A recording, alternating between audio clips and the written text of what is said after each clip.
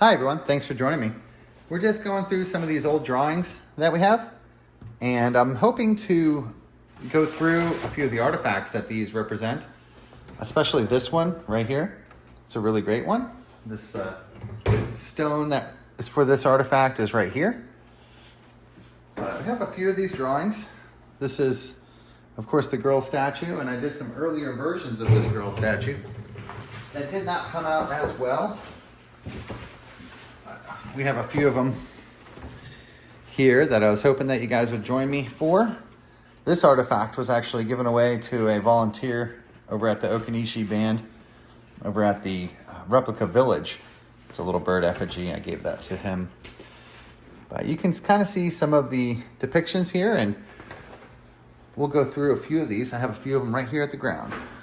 So starting off super easy, we'll start with this one. So here we have this stone that's represented. You can see how I traced out the outline of the stone. And we can move this around a little bit. Let's bring up the view and zoom in so that you guys can see it. Looks like it has a little piece of dust on it. We'll bring that picture back up there so you guys can get a good look. So there's our profile. You can see how when we pull back, you can see how the darkness for the eye is represented up here in that section. So it's all about looking at these details. You guys can see that pretty well, I hope. Let's go ahead and go through a few of these, guys. Thanks for joining me. This is gonna be fun. On the last video, we showed these, and I'm gonna go kind of fast with these, just gonna kind of flip through them real quick. But I also did her early on, so here's another shot of her with the left side profile there. And then when you flip her over, you can see how the black dot is represented there. And we'll take a look at her without any of the pictures behind it. Just kind of helps you get an idea. You can really see how those lips come out for this image here. It's just a face on a stone. You can see how the paint is done for the eye, right? That black spot we're all seeing, and how the texture here is representing the hair. You can see how whenever I tilt it, it does take the shadows and things to see it. Now looking at these details is not normal, right? It does take a little bit of time to kind of get used to this, to being able to see these. This big one that I want to show has all these different images on it, and this is one of my favorite ones. And I also did, just to be silly, I guess, I also did these two fellas here. Of course, you can see their faces there, as if it wasn't obvious enough, but there we are with that one too.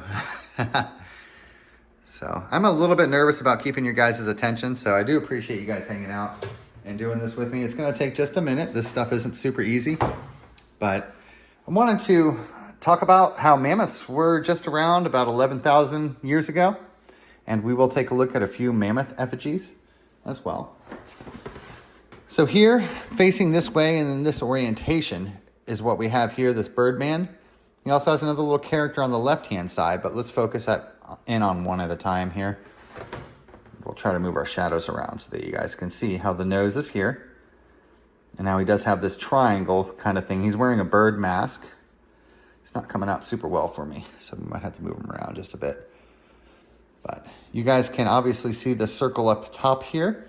That is for that above eye, which might be, flipped over. But what we are able to see pretty well with the left side profile, you can see how this little pointy nose is sticking out. So we'll put this up there so that you guys can see it. So you see how he has got a curve? You can have a little feather here. So you can see how the line is denoting the face. Let me zoom in. And you can see how this circle is represented right there. And see how the nose is poking out and that little indentation or ripple for the lips and how the face is cut off, denoted by this line. So whenever we set up this lighting and things, it is best kind of looked at from a certain edge or a certain profile. So So this, of course, is for this side, and we did put a little bit of chalk on him, which might make him a little tougher to see.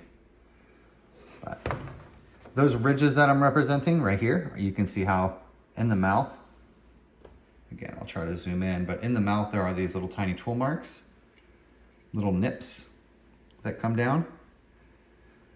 And that's it's like a little saw blade right there. And that's representing the several mouths. So each one of those little ridges is representing another mouth. Let me zoom back out here. Like I said, it's not the easiest to do by myself, but I do appreciate you guys hanging out. I'm gonna just take my time. If you were gonna leave, you would have already left, so I'm not gonna force myself to go super fast in this. So I'm trying to do a good job for y'all. So here we have this character that has this third eye on their head. And, you know, this art waxes and wanes as we are able to see it. So sometimes you're able to see things very well, and then other times you're not. It kind of is a practiced art. But if you look closely at the circle, the pupil of the eye is right here, this black spot, and then you can see the round edges here for that eye. It only comes out kind of in certain shadows. And you can see how when we tilt this, the longest point being the nose, we could just interpret it kind of freehand without the pictures there. I hope you guys can see that one. This is one of my favorite pieces for sure. It's a really beautiful one. It's a pretty easy one to see as well. You can see the curved eye. Again, the longest point is being the nose. Let's go ahead and move on to the next piece. So here we have a shale artifact, which I didn't know at the time. This was found in Alamance County, North Carolina, right between Greensboro and Raleigh is where these are located. And so there's a huge ancient site there. And these shale artifacts are normally found in Smithfield, North Carolina, which is about an hour's drive away. So these shale clay artifacts, which this is not a stone, this is a shale, are found in a much further away from their original location because, of course, people were traveling. But we can see how the paint is done on these and how there's actually a double eye situation, the little ripple for the mouth.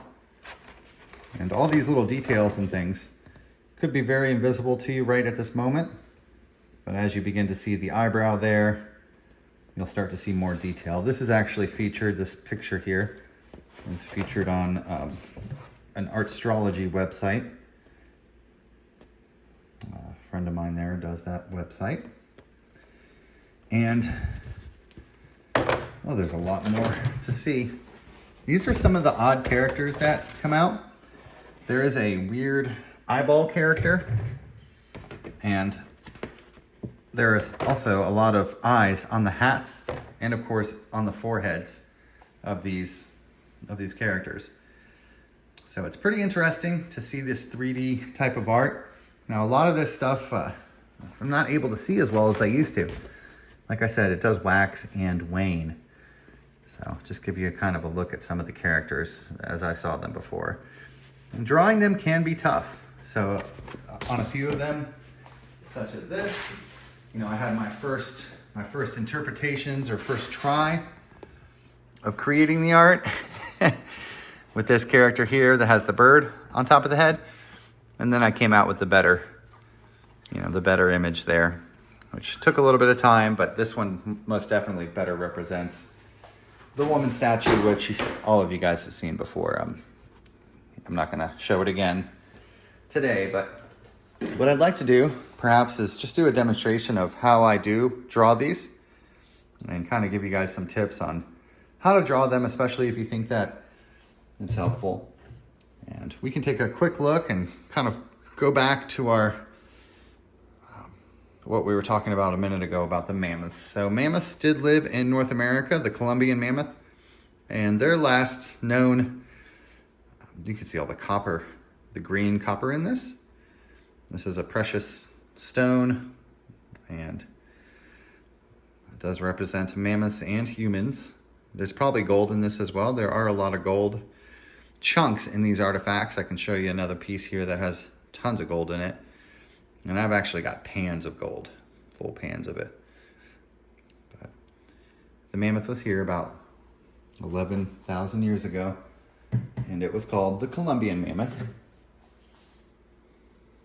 And so I do know from this art that human beings domesticated that mammoth.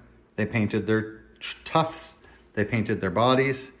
Much of the art shows the harnesses that are on these mammoths. But you might be able to just notice the tuft, the trunk, separated there. And when you see one mammoth, you'll always see another. There's never just one mammoth on a stone. And we can probably notice little bird heads and other images coming out on this. This one has always just been so mammoth-centric that I never really looked at the rest of it, but you can see this beautiful crystal, painted black crystal, which is commonly known as a gateway example. If you guys get around on YouTube, you can see that other people find these gateways as well. They pick them up and they're very curious about them because they don't look like the regular stones in their areas.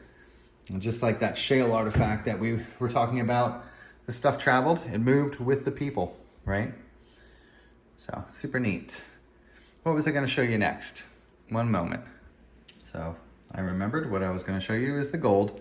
This little spot right here comes out a lot better in person, but hopefully you can see that gold glittering at you there.